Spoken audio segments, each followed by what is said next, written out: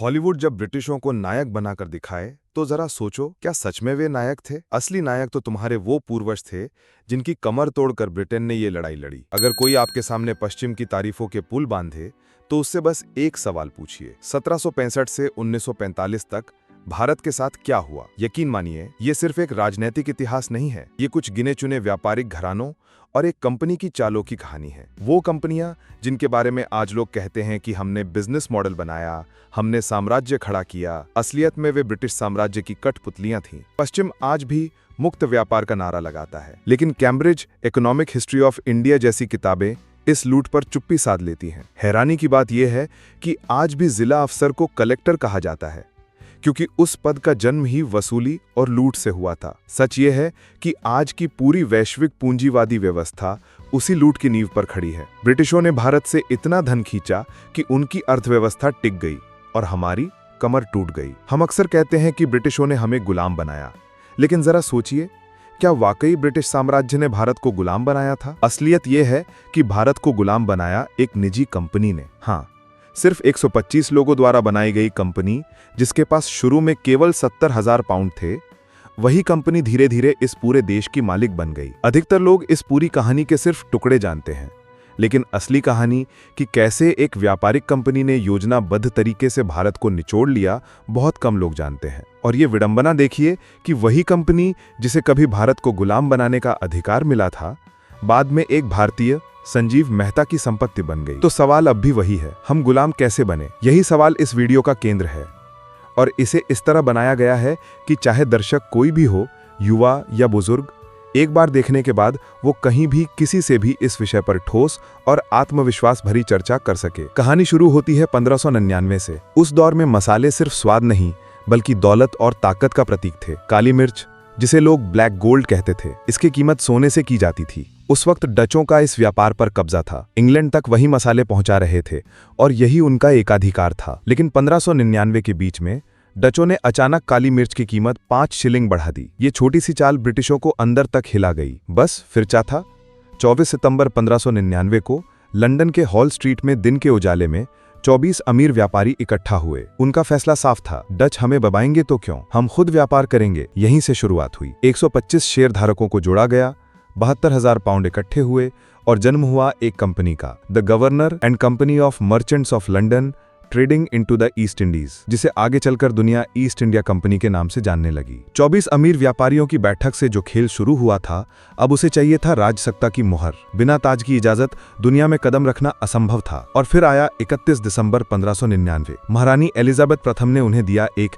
शाही charter, मतलब एक आधिकारिक आदेश। ये था उनका व्यापारिक हथियार। 15 साल का लाइसेंस, जिसके तहत कंपनी को पूरा अधिकार मिल गया था कि केप ऑफ गुड होप के पूरब से लेकर मैजेलन स्ट्रेट के पश्चिम तक वे जहां चाहे व्यापार करें, मसाले खरीदें और यूरोप में बेचें। यानी अब ये सिर्फ व्यापारियों की चाल नहीं थी, अब ये ताज की अनुमति से चलने वाला साम्राज्य का खेल था। और यही वजह थी कि इस कंपनी का नाम बदलकर रखा गया। अब महारानी को पहले से पता था कि इस क्षेत्र में अन्य देश भी व्यापार कर रहे थे, इसलिए ईस्ट इंडिया कंपनी के लिए पहले से ही बहुत प्रतिस्पर्धा थी। इसलिए महारानी ने कहा कि इंग्लैंड से केवल ईस्ट इंडिया कंपनी ही वहां जाकर व्यापार करेगी। इंग्लैंड से कोई अन्य कंपनी वहां व्यापार नहीं करेगी, और अगर ऐसा करती है तो उसका माल जब्त कर लिया जाएगा। क्योंकि उस क्षेत्र में पहले से ही प्रतिस्पर्धा थी और अपनी ही कंपनी की एक और प्रतिस्पर्धा करना अच्छा निर्णय नहीं होगा। इसलिए महारानी ने यह निर्णय लिया। अब जब ईस्ट इंडिया कंपनी उन क्षेत्रों में व्यापार करने जाती थी, ताकि उसे कोई समस्या ना हो, महारानी ने इसे आवश्यकता से अधिक शक्ति दी। उदाहरण के लिए अपनी मुद्रा छापना, जहां लोग व्यापार करते थे वहां अपने कानून बना सकते थे, अपनी विदेश नीति चला सकते थे, अदालतें चला सकते थे, सजा दे सकते थे, अपनी सेना रख सकते थे, क्षेत्राधिकार का दावा कर सकते थे। मान लीजिए एक दिन गौतम अडानी प्रधानमंत्री मोदी से मिलने जाएं और कहें, भारत को मसालों की जरूरत है, यहां कीमतें बहुत बढ़ गई हैं, ऑस्ट्रेलिया में मसाले अच्छे और सस्ते मिलते हैं, मैं कुछ लोगों के साथ एक कंपनी बनाऊंगा और वहां व्यापार शुरू कर दूंगा, भारत को फायदा होगा, आपको कुछ नहीं देना है, बस हमारी कंपनी को अनुमति दीजिए। मोदी जी मुस्कुराकर कहते हैं, ठीक है, यह देश के लिए अच्छा होगा, लेकिन याद रहे उस क्षेत्र में भारत से आपकी कंपनी के अलावा कोई और कंपनी नहीं जाएगी, ताकि कोई प्रतिस्पर्धा ना हो। इसके साथ ही वे ये भी जोड़ते हैं कि इतने बड़े स्तर पर व्यापार करेंगे तो आपको कानून बनाने की भी आजादी होगी। अदालतें बनाइए, फैसले दीजिए, सजा दीजिए। जमीन चाहिए, ऑस्ट्रेलिया की जमीन ले लीजिए, उनके कानूनों की परवाह न कीजिए, बस जाकर हमारे भारत को फायदा पहुंचाइए। अब सोचिए, एक साधारण सी कंपनी को इतनी विशाल शक्तियां मिल जाएं तो क्या होगा। यही हुआ जब ईस्ट इंडिया कंपनी बनी, उन्हें भी इतनी ही ताकत दे दी गई थी। अब ईस्ट इंडिया कंपनी को उस निर्धारित क्षेत्र में व्यापार शुरू करना था, लेकिन इसमें बहुत ज्यादा पैसा खर्च होता था और रिस्क भी कम नहीं था। उस समय ब्रिटिश इतने अमीर नहीं थे, इसलिए उन्होंने एक नया तरीका निकाला। कंपनी को संयुक्त स्टॉक कंपनी के रूप में गठित किया। इसका मतलब साफ था, आपको कंपनी में काम करने की जरूरत नहीं, बस पैसा लगाइए, शेयर खरीदिए। जब कंपनी मुनाफा कमाएगी तो उसका हिस्सा आपको भी मिलेगा, ठीक वैसे ही जैसे आज आप किसी कंपनी के शेयर खरीदते हैं। ईस्ट इंडिया कंपनी का एक ही उद्देश्य था, मुनाफा, कंपनी के लिए और उसके निवेशकों के लिए। इसके लिए अगर नियम तोड़ने पड़े, किसी का नुकसान करना पड़ा या मानवता को कुचलना पड़ा तो भी कोई परवाह नहीं। और नियम तोड़ने का डर भी नहीं था, क्योंकि उनके पीछे महारानी का पूरा समर्थन था। ईस्ट इंडिया कंपनी जिस काम की शुरुआत करने जा रही थी उसमें बहुत बड़ा रिस्क था। यही वजह थी कि उन्हें कर्मचारी तक नहीं मिल रहे थे। समाधान के तौर पर उन्होंने शुरुआत में लंदन के न्यूगेट जेल से कैदियों को लिया। इतना ही नहीं, कुछ लोग बेडलम और लुनैटिक असाइलम से भी भर्ती किए गए। इन सबको साथ लेकर कंपनी ने एक जहाज तैयार किया और इंडोनेशिया की दिशा में मलुक्कू द्वीप समूह की ओर यात्रा शुरू की। उस समय भारत जाने का कोई इरादा नहीं था। मलुक्कू द्वीप उस दौर में मसालों का प्रमुख केंद्र था। वहां कई छोटे छोटे जासूसी राज्य मौजूद थे। लेकिन जब कंपनी वहां पहुंची तो पाया कि स्पेनिश, पुर्तगाली और डच व्यापारी पहले से ही सक्रिय थे। डचों की यूनाइटेड ईस्ट इंडिया कंपनी पहले से ही वहां बड़ी ताकत बन चुकी थी। उनकी सेना विशाल और संगठित थी। नतीजा यह हुआ कि ईस्ट इंडिया कंपनी को वहां कोई सफलता नहीं मिली। डचों ने उन्हें खदेड़ दिया और अंततः वे वहां से लौटकर इंग्लैंड वापस आ गए। इसके बाद ईस्ट इंडिया कंपनी ने एक बार फिर से उस क्षेत्र में लौटने की योजना बनाई, लेकिन इस बार उनका इरादा बदल चुका था। वे भारत जाने की कोशिश करने वाले थे। भारत में पुर्तगाली व्यापारी 1498 से सक्रिय थे। इसके बावजूद कंपनी ने जोखिम उठाकर भारत पहुंचने का फैसला किया।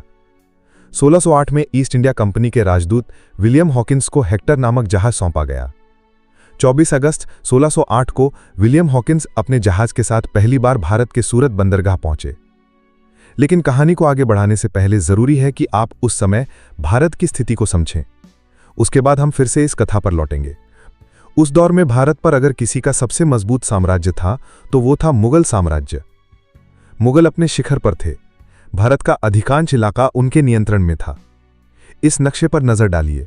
हरा रंग जिस हिस्से को दर्शाता है वही पूरा मुगल साम्राज्य था। कुछ छोटे छोटे राजा निचले इलाकों में शासन करते थे, लेकिन असली ताकत मुगलों के हाथ में थी। पूरा साम्राज्य एक ही बादशाह की अगुवाई में चलता था। यह साम्राज्य 12 प्रांतों में बटा हुआ था, ठीक वैसे ही जैसे आज भारत राज्य और जिलों में बटा हुआ है। हर प्रांत का नेतृत्व एक गवर्नर करता था। वही स्थानीय जनता से कर वसूल का और उसे बादशाह तक पहुंचा था। इसी कर से मुगलों की विशाल सेना का खर्च चलता था। दूसरी तरफ उसी समय ब्रिटेन की हालत तुलना में काफी कमजोर थी, एक गरीब देश जो भारत जैसी समृद्धि की बराबरी नहीं कर सकता था। उस दौर में भारत पर अगर किसी का सबसे मजबूत साम्राज्य था तो वो था मुगल साम्राज्य। मुगल अपने शिखर पर थे। भारत का अधिकांश इलाका उनके नियंत्रण में था। इस नक्शे पर नजर डालिए। हरा रंग जिस हिस्से को दर्शाता है वही पूरा मुगल साम्राज्य था। कुछ छोटे छोटे राजा निचले इलाकों में शासन करते थे, लेकिन असली ताकत मुगलों के हाथ में थी। पूरा साम्राज्य एक ही बादशाह की अगुवाई में चलता था। यह साम्राज्य 12 प्रांतों में बटा हुआ था, ठीक वैसे ही जैसे आज भारत राज्य और जिलों में बटा हुआ है। हर प्रांत का नेतृत्व एक गवर्नर करता था। वही स्थानीय जनता से कर वसूल का और उसे बादशाह तक पहुंचाता। इसी कर से मुगलों की विशाल सेना का खर्च चलता था। दूसरी तरफ उसी समय ब्रिटेन की हालत तुलना में काफी कमजोर थी, एक गरीब देश जो भारत जैसी समृद्धि की बराबरी नहीं कर सकता था।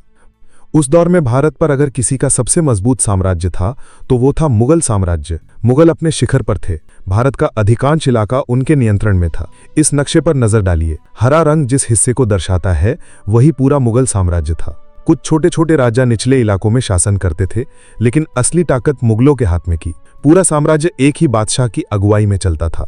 यह साम्राज्य 12 प्रांतों में बटा हुआ था, ठीक वैसे ही जैसे आज भारत राज्य और जिलों में बटा हुआ था। हर प्रांत का नेतृत्व एक गवर्नर करता था, वही स्थानीय जनता से कर वसूलता और उसे बादशाह तक पहुंचाता। इसी कर से मुगलों की विशाल सेना का खर्च चलता था। दूसरी तरफ उसी समय ब्रिटेन की हालत तुलना में काफी कमजोर थी। एक गरीब देश जो भारत जैसी समृद्धि की बराबरी नहीं कर सकता था। उस दौर में भारत को एक औद्योगिक शक्ति माना जाता था और ये किसी एक या दो क्षेत्रों तक सीमित नहीं था। भारत पूरे विश्व का सबसे बड़ा कपड़ा निर्माता था। आज अगर चीन दुनिया का 28% उत्पादन करता है तो उस समय भारत अकेले 25% उत्पादन करता था। कपड़ों की कई शैलियां जैसे शॉल, पजामा, खाकी, कमरबंद पूरी दुनिया में भारत से ही लोकप्रिय हुई। इतना ही नहीं, अगर पूरे यूरोप की अर्थव्यवस्था को जोड़ दिया जाए तब भी भारत की अर्थव्यवस्था उनसे बड़ी थी। आज के हिसाब से देखें तो ये लगभग 21 ट्रिलियन डॉलर के बराबर बैठती है। भारत सिर्फ आर्थिक रूप से ही नहीं बल्कि राजनीतिक और सांस्कृतिक रूप से भी महाशक्ति था और मुगलों की ताकत इसे और मजबूत बनाती थी। यानी उस समय भारत को पूरी दुनिया में एक सच्चे सुपर पावर की तरह देखा जाता था। 24 अगस्त 1608 को विलियम हॉकिंस भारत के सूरत तट पर उतरे, लेकिन यहां पहुंचते ही उन्हें एक बात साफ समझ आ गई। मुगलों के साथ पुर्तगाली व्यापारियों का पहले से गहरा रिश्ता था। वे लंबे समय से व्यापार कर रहे थे और उनका प्रभाव इतना मजबूत था कि कोई नया खिलाड़ी आसानी से जगह नहीं बना सकता था। हॉकिंस को यह भी एहसास हुआ कि अगर ब्रिटिशों को भारत में टिकना है तो सिर्फ जहाज और माल से काम नहीं चलेगा। उन्हें मुगलों का भरोसा और अनुमति लेनी ही होगी, और ये अनुमति मिल सकती थी सिर्फ आगरा से, जो उस समय मुगलों की राजधानी थी। तो सूरत से सीधे वो आगरा पहुंच गए और सम्राट जहांगीर तक पहुंचने की कोशिश की। जहांगीर को प्रभावित करने के लिए हॉकिंस ने अजीबोगरीब तरीके अपनाए। वो गोरे होने के बावजूद अफगान पोशाक पहनकर पहुंचे, टूटी फूटी तुर्की भाषा में बात करने लगे और ढेर सारे उपहार भी लेकर आए। लेकिन स्थिति उनके पक्ष में नहीं गई। पहली बात, मुगल पुर्तगाली व्यापारियों को नाराज नहीं करना चाहते थे। दूसरी बात, ब्रिटिश उस दौर में मुगलों की नज़र में बेहद असभ्य और गंवार समझे जाते थे। इसलिए जहांगीर ने हॉकिंस को गंभीरता से नहीं लिया। जाते जाते हॉकिंस ने एक आखिरी कोशिश की। उन्होंने जहांगीर को एक अर्मीनियाई ईसाई पत्नी उपहार में दी, लेकिन इससे भी कोई खास असर नहीं पड़ा। निराश होकर हॉकिंस वापस सूरत लौट आए, लेकिन वहां भी मुश्किल उनका इंतजार कर रही थी, क्योंकि स्थानीय अधिकारी पुर्तगाली व्यापारियों से खौफ खाते थे और इसी डर की वजह से उन्होंने हॉकिंस को सूरत से जहाज में बैठाकर वापस लौटा दिया। उस दौर में ईस्ट इंडिया कंपनी के अधिकारी लगातार कोशिश कर रहे थे कि किसी तरह मुगलों के साथ कोई ठोस व्यवस्था हो जाए। इसी बीच 24 मार्च 1603 को ब्रिटेन में एक बड़ा बदलाव हुआ। महारानी एलिजाबेथ प्रथम का निधन हो गया और उसी दिन किंग जेम्स इंग्लैंड के नए शासक बने। ये बदलाव ईस्ट इंडिया कंपनी के लिए एक नया मौका लेकर आया। कंपनी के निदेशक सीधे किंग जेम्स से मिले और उन्होंने आग्रह किया कि अगर इंग्लैंड की तरफ से एक आधिकारिक दूत भेजा जाए तो मुगल दरबार उनकी बात को ज्यादा गंभीरता से लेगा। किंग जेम्स इस विचार से सहमत हुए और उन्होंने सर थॉमस रो को भारत जाने की तैयारी करने का आदेश दिया।